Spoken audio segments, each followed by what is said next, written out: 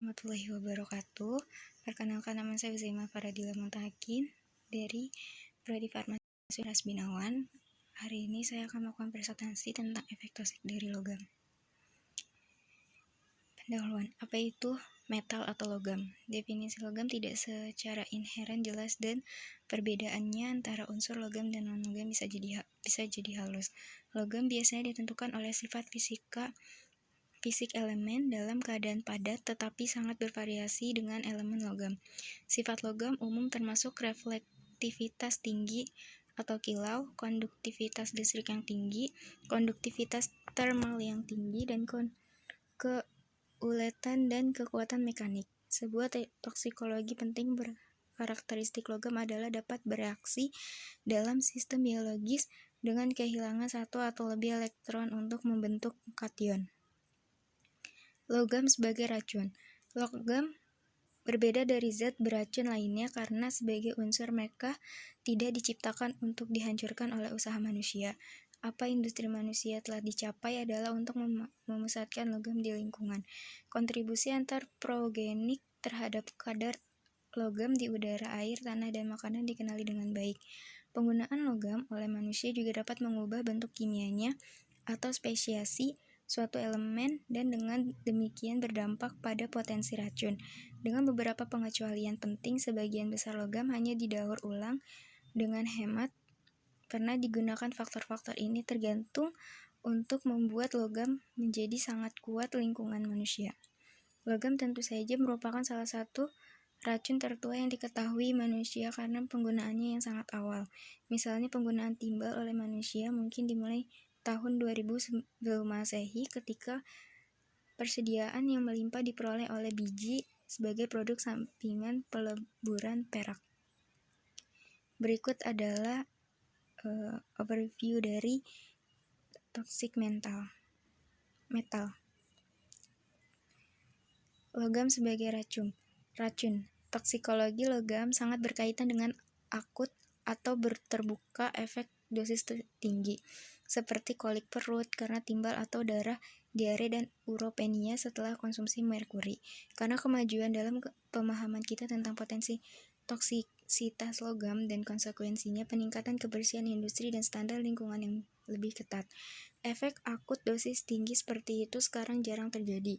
Fokus bergeser ke efek halus kronis dosis di mana sebab akibat hubungan mungkin tidak segera jelas. Ini mungkin termasuk tingkat efek yang menyebabkan perubahan penting tetapi indeks yang sangat kompleks dari kinerja individu yang terpengaruh seperti itu sebagai AQ lebih rendah dari yang diharapkan karena paparan timbal pada masa kanak-kanak. Lain efek toksik kronis yang penting termasuk karsinogenis dan beberapa logam telah muncul sebagai karsinogenis manusia. Efek toksikologi seperti itu sering kali terjadi, khususnya ketika titik akhir tersebut kurang spesifik. Karena itu mungkin penyakit kompleks yang disebabkan oleh sejumlah bahan kimia yang berbeda atau bahkan kombinasi bahan kimia. Selain itu, manusia tidak pernah terekspos hanya untuk satu logam, melainkan untuk campuran kompleks. Logam sebagai kelas racun jelas menghadirkan banyak tantangan dalam toksikologi penelitian. Sifat unsur logam mengaruhi biotransformasi mereka dan toksisitas sebagai detoksifikasi oleh metabolisme yang merusak subkomponen. Toksisitas yang lebih rendah tidak dapat terjadi dengan spesies atom ini. Pergerakan logam di lingkungan. Logam didistribusikan kembali secara alami di lingkungan dengan baik secara geologis dan siklus biologis. Air hujan melarutkan batuan dan biji dan mengangkut material, termasuk logam ke sungai dan bawah tanah air, misalnya arsenik, mengendapkan dan mengupas bahan dari sekitarnya tanah dan akhirnya mengangkut zat ini ke laut untuk diendapkan sebagai sedimen atau diambil untuk membentuk air hujan untuk dipindahkan ke tempat lain, termasuk siklus biologis pergerak logam, biomagnifikasi oleh tumbuhan dan hewan yang menghasilkan inkorporasi ke dalam siklus makanan. Sebagai perbandingan, aktivitas manusia seringkali dengan sengaja mempersingkat waktu tinggal logam dalam deposit biji dan dapat menghasilkan pembentukan senyawa logam baru yang tidak terjadi secara alami. Misalnya distribusi kadmium terutama berasal dari aktivitas manusia. Contoh konsekuensi manusia dari lingkungan polusi, peningkatan distribusi dan senyawa logam di lingkungan terutama melalui kegiatan antropogenik, meningkatkan perhatian terhadap efek ekotoksikologi, laporan keracunan logam umum pada tumbuhan, organisme air, invertebrata, ikan, mamalia, laut, burung, dan hewan pemeliharaan. Ekotoksisitas berbagai logam dibahas di bawah masing-masing bagian. Air raksa keracunan dari konsumsi ikan yang mengandung kadar tinggi keracunan metil merkuri dan kadmium dari konsumsi beras yang ditanam di tanah yang terkontaminasi kadmium dari buangan industri. Contoh konsekuensi manusia dari lingkungan polusi. Mekanisme kimia dari toksikologi logam.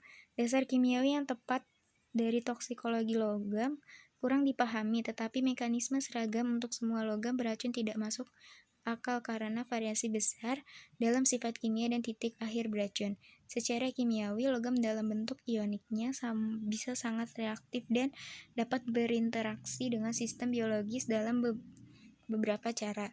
Dalam hal ini, sebuah sel menghadirkan banyak ligan pengikat logam potensial. Misalnya logam seperti kadmium dan merkuri mudah menempel menjadi belerang dalam protein sebagai bioligan pilihan.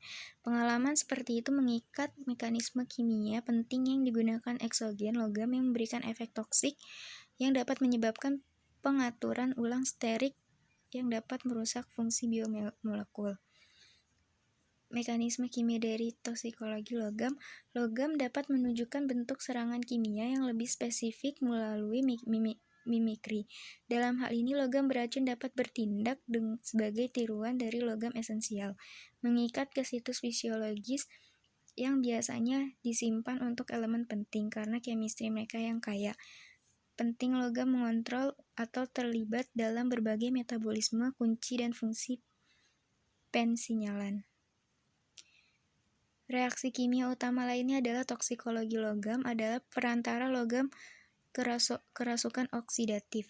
Banyak logam dapat masuk bertindak sebagai pusat katalitik untuk reaksi redoks dengan oksigen molekuler atau oksigen endogen lainnya, menghasilkan modifikasi oksidatif dari biomolekul seperti protein atau DNA. Ini mungkin langkah kunci dalam karsinogenisitas logam tertentu. Faktor-faktor yang mempengaruhi keracunan logam. Faktor standar yang mempengaruhi potensi racun dari semua bahan kimia berlaku juga untuk logam. Logam yang berhubungan dengan bejana termasuk dosis, rute pemaparan, durasi, dan frekuensi pemaparan. Faktor berbasis inang yang dapat mempengaruhi toksisitas logam termasuk usia pada exposure, jenis kelamin, dan kapasitas untuk biotransformasi. Faktor yang terkait dengan bahan kimia secara langsung berdampak pada potensi toksik logam. Ini akan mencakup senyawa logam yang tepat dan senyawa tersebut keadaan valensi atau spesiasi. Faktor gaya hidup seperti merokok atau mengonsumsi alkohol mungkin memiliki dampak langsung atau langsung pada tingkat keracunan logam. Mekanisme adaptif dapat menjadi penting untuk efek toksik dari logam dan organisme memiliki berbagai cara yang mereka bisa beradaptasi dengan penghinaan logam beracun. Biasanya adaptasi diperoleh setelah beberapa exposure pertama dan bisa tahan lama atau sementara setelah exposure terhenti. Adaptasi bisa pada tingkat penyerapan atau ekskresi atau dengan beberapa logam melalui penyimpanan jangka panjang dibentuk inner toksikologi. Thank you. Sekian presentasi dari saya. Kurang lebihnya mohon dimaafkan. Wassalamualaikum warahmatullahi wabarakatuh.